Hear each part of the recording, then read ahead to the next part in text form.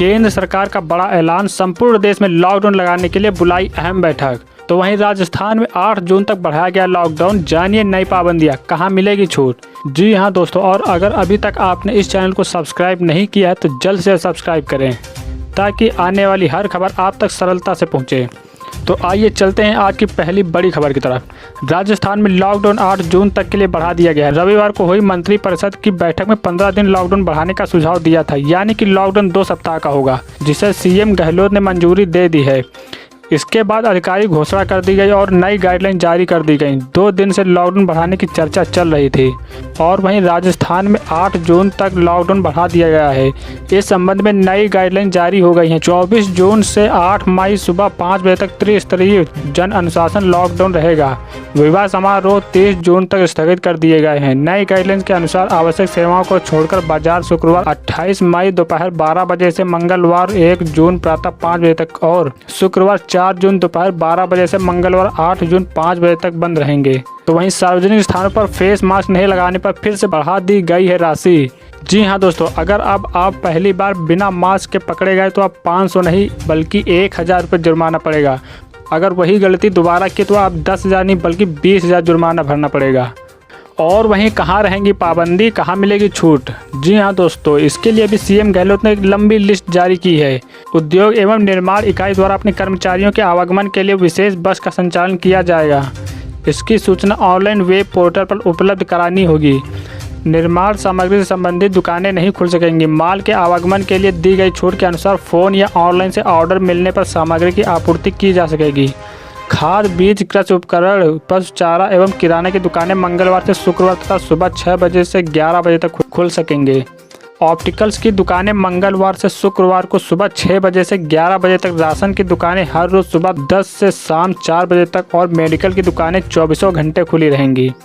तो वहीं सब्जी, फल के ठेले, cycle rickshaw, auto rickshaw, mobile van के माध्यम से बेचने के लिए प्रतिदिन सुबह 6 से शाम 5 बजे तक अनुमति होगी। मंडियाँ, फल, सब्जियों, फूल मालाओं की दुकानें हर रोज़ सुबह 6 बजे से 11 बजे तक खोली जा सकेंगी।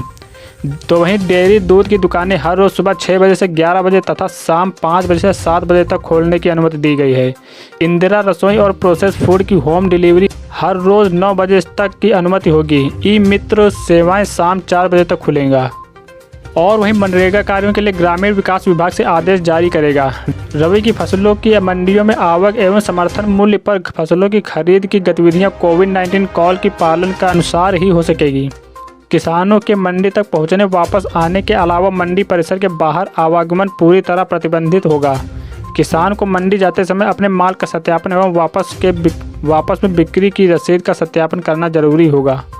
और वहीं एक और बड़ी खबर को लेकर केंद्र सरकार चिंता में पड़ गई है। जी हां दोस्तों, भारत में कोरोना से मौत का आंकड़ा 3 लाख के पार। 26 दिनों में गई 1 लाख लोगों की जान।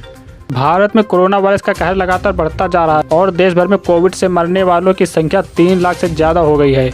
हालांकि देश में कोरोना की दूसरी लहर कमज़ोर हुई है और नए मामलों में लगातार गिरावट आई है, लेकिन मरने वालों की संख्या कम नहीं हो रही है। वर्ल्डोमीटर के अनुसार भारत में पिछले 24 घंटों में कोविड के 2,22,835 नए मामले सामने आए हैं। तो वहीं इस दौरान 4,555 मरीजों ने अपनी जान गंवाई है। इसके बाद देश भर में कोरोना संक्रमितों की कुल संख्या 2,67,51,661 हो गई है, जबकि अब तक 3,03,751 लोगों की मौत हो चुकी है। और वहीं डॉक्टरों ने भी एक बड़ी चेतावनी दी है। जी हां दोस्तों, फेस मास्क से जुड़ी एक गलती आपको बना सकती है ब्लैक फंगस का शिकार। भारत में कोरोना वायरस महामारी के बीच ब्लैक फंगस यानी कि म्यूकोरमाइकोसिस का खतरा बढ़ रहा है। कई राज्यों में इसे महामारी घोषित किया गया है। देश में इसके करीब 10,000 से ज़्यादा मामले सामने आए हैं और सैकड़ों लोगों की मौत हो गई है। बताया जा रहा है कि कोरोना से ठीक हुए मरीजों को इसका अधिक खतरा हो सकता है, लेकिन यह किसी आम इंसान को भी हो सकता है। ब्लैक फंगस के कई कारण हो सकते हैं, जिनमें गंदा मास्क पहनना भी शामिल है। बिजनेस स्टैंडर्ड की रिपोर्ट के अनुसार कई प्रमुख अस्पतालों में चिकित्सा पेशेवरों ने खुलासा किया है कि ब्लैक फंगस या म्यूकोरमाइकोसिस लंबे समय तक बिना धुले मास्क पहनने से भी हो सकता है और ऐसे कई मामले मिले हैं।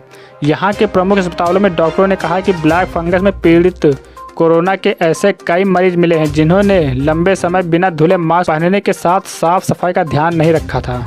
जी हाँ दोस्तों, अगर आप भी 2 हफ्तों से पुराना मास्क पहन रहे हैं तो हो जाइए सावधान, आप भी हो सकते हैं ब्लैक फंगस के शिकार। और वहीं यास तूफान को लेकर एक और बड़ी खबर आ रही है। आज खतरनाक चक्रवाती तूफान में तब्दील हो सकता है यास, इन 3 राज्यों में अलर्ट।